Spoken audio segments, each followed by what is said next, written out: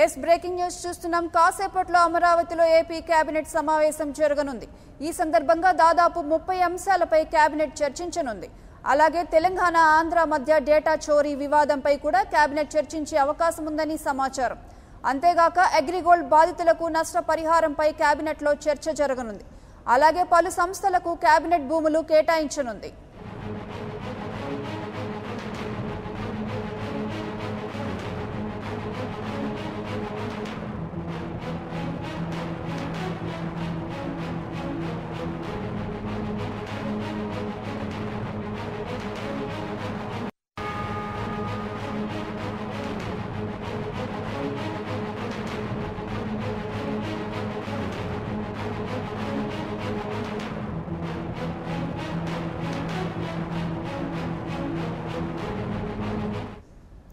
కాసేపట్లో అమరావతిలో AP cabinet సమావేశం జరగనుంది.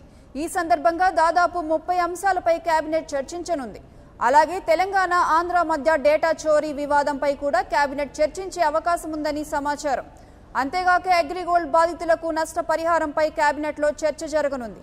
అలాగే పలు సంస్థలకు కేబినెట్ భూములు కేటాయించనుంది.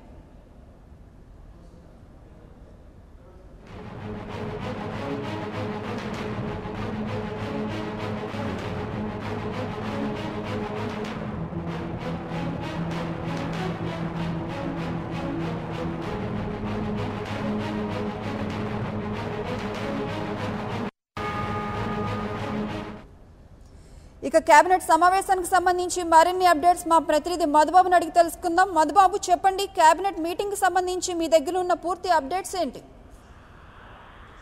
Thank you Priyanka. ఈరోజు ఉదయం 10:30 గంటలకి సరిగ్గా ఏపీ కేబినెట్ చిట్ట చివరి సమావేశం. ఆంధ్రప్రదేశ్ రాష్ట్ర విభజన జరిగిన తర్వాత నవ్యాంధ్రలో ఏర్పడ్డ తొలి ప్రభుత్వం చిట్ట చివరి సమావేశం, కేబినెట్ సమావేశం మరి కాసేపట్లో ప్రారంభం కాబోతుంది.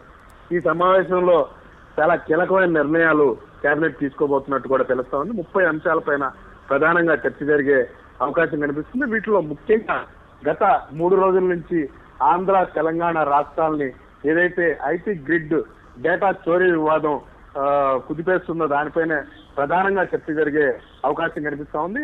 తన కేబినెట్ లోని మంత్రులందరికీ కూడా ఈ డేటా చోరీ వ్యవహారంపై ప్రతిపక్షం చేస్తున్న దాడి, తెలంగాణ ప్రభుత్వం పోలీసుల ద్వారా పెట్టించిన కేసులపైన కూడా ఏపీ సీఎం చంద్రబాబు నాయుడు మంత్రివర్గానికి వివరంగా చర్చే అవకాశం కనిపిస్తా ఉంది. అలాగే ఈ అంశం పైన ఎలా ముందుకు వెళ్ళాలి, న్యాయ పోరాటానికి ప్రభుత్వం తరఫున ఎలా వెళ్ళాలనే దానిపైన కూడా ఈ మంత్రివర్గంలో ఒక కీలకమైన చర్చ జరిగే అవకాశం అయితే కనిపిస్తా ఉంది.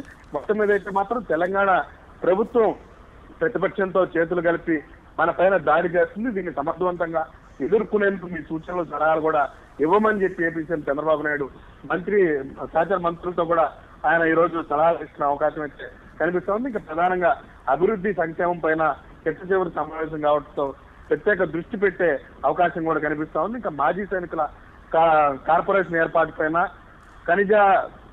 ఖనిజాన్వేషణకు ప్రత్యేక కమిటీ ఏర్పాటు చేసే దానిపైన కూడా కేబినెట్ ఆమోద ముద్ర వేయనున్నట్టు తెలుస్తా ఉంది. ఇంకా ఏవైతే ప్రైవేట్ సంస్థలు ఉన్నాయో వాటన్నిటికీ భూ కేటాయింపులకు కూడా ఈ రోజు కేబినెట్ ఆమోద ముద్ర వేయబోతున్నట్టు కూడా తెలుస్తా ఉంది ప్రియాంక.